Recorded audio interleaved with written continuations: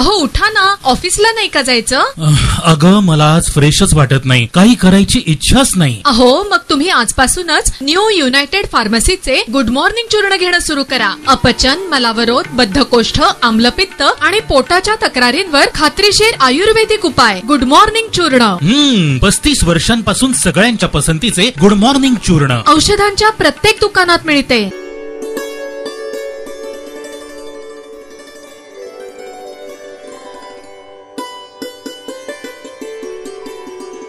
एकतर उशिरा का होईना जी पुणा म्युनिसिपल कॉर्पोरेशन म्हणजे परवा 48 तासापूर्वी आम्ही पुणा म्युनिसिपल कॉर्पोरेशनला गेलो होतो आणि सगळे माझे सहकारी होते तिकडे. माझ्या सगळ्या सहकाऱ्यांनी त्यांना सांगितलं की एखाद्याचा 5-7 हजार रुपये जर टॅक्स भरला नाही तर त्याच्या घराच्या बाहेर जाऊन हीच पुणा म्युनिसिपल कॉर्पोरेशन बँड वाजवते. करेक्ट? 5-10 हजार रुपयासाठी. आणि तो काय बिचारा फार काही वर्ष थकत नसतो, त्याची नोकरी गेलेली असते, ईएमआयचा प्रॉब्लेम असतो म्हणून तो थकवतो. तो या देशाचा इमानदार नागरिक आहे. त्याच्याकडे तुम्ही बँड वाजवता आणि 27 कोटी रुपये उडवले. तिथे तुम्ही काही शब्द पण काढत नाही. आणि तेव्हा आम्ही सगळ्यांनी सांगितलं होतं एकत्रपणे की जर तुम्ही 48 तासात काही ऍक्शन घेतली नाही तर आम्ही आंदोलनाची तीव्रता वाढवू.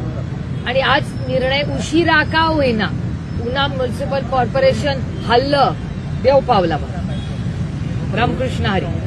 म्हणजे उशिरा का होईना त्या दिवशी आपण या सगळ्यांनी मिळून इशारा दिला म्हणून 48 तासाच्या आत नोटीस तर गेली.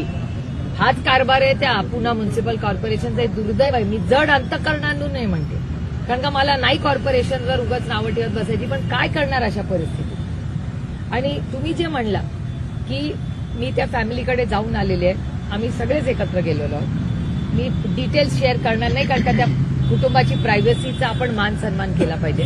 पण एक गोष्ट पारदर्शकपणे प्रकर्षाने सातत्याने बाहेर येते की डॉक्टरची तर चुकी आहे. आणि मी आजही म्हणते की ती हत्याच आहे, कारण का 5.5 तास ती बाई तिथे काळात येत होती, तिला ब्लिडिंग होत होतं. या सगळ्याचा प्रूफ आहे. तरी तुम्ही दुसऱ्या हॉस्पिटलमध्ये तयारी करून तिला पाठवता. मग ही हत्याच आहे ना.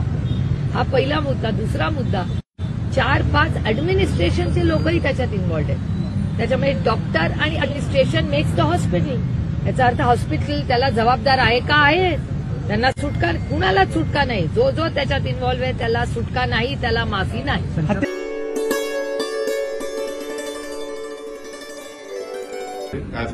नाही, मला असं वाटतं याच्यामध्ये राजकारण आणण्याचं काहीच कारण नाही. एका हॉस्पिटलमधल्या व्यवस्थापनाच्या चुकीच्या कामामुळे तिथल्या व्यवस्थापनामध्ये आलेल्या या सगळ्या गडबडीमुळे आज एका निष्पाप महिलेला स्वतःचा जीव गमवावा लागलाय. हे निश्चितच अत्यंत वेदनादायी आहे, अत्यंत गंभीर आहे.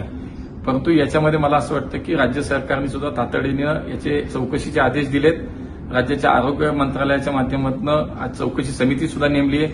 मी स्वतःही या सगळ्या यंत्रणेशी संपर्कात आहे आणि याची सखोल चौकशी केली जावी. जे दोषी असतील त्यांच्यावरती कारवाई केली जावी अशा पद्धतीचे निर्देश आम्ही दिलेले आहेत. मी स्वतः काही वेळ पोलिसांशी सुद्धा बोललोय, आयुक्तांशी बोललोय. त्यामुळे नक्कीच या सगळ्या घटनेचं अत्यंत संवेदनशीलपणानं मला असं वाटतं विचार केला पाहिजे. याच्यात राजकारणाचा कुठलाही भाग नसावा.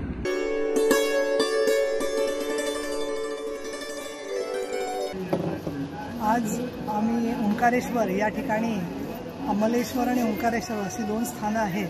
त्या ठिकाणी नर्मदेच्या तीरावरती माते नर्मदेची आरती केलेली आहे, विधिवत पूजा केलेली आहे.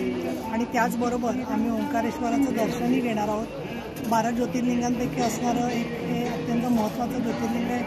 आणि आज मी संकल्प हाच केला की गंगा जशी आपण प्रयागराजला शुद्ध स्वरूपात पाहिली, तशीच नर्मदा आणि भारतातल्या नद्या सगळ्या या नद्यांना संरक्षण संवर्धन करण्याची शक्ती आम्हाला द्यावी. त्याचबरोबर महिलांना आणि सर्व बालकांना सुरक्षितता मिळण्याबरोबर विकासाच्या दृष्टिकोनातून हा देश पुढे जावा आणि ही जी वसुंधरा आहे त्याचं आत्तापर्यंत संरक्षण करत ही नर्मदा आणि ओंकारेश्वरांनी इथपर्यंत आणलेलं आहे. त्याच्यामध्ये प्रगती होण्याच्यासाठी म्हणून आम्हाला आशीर्वाद द्यावा अशा प्रकारची प्रार्थना मी नर्मदेकडे, माते नर्मदेकडे, हर नर्मदे असं म्हणून नर्मदेची आरती आम्ही सगळ्यांनी केलेली आहे.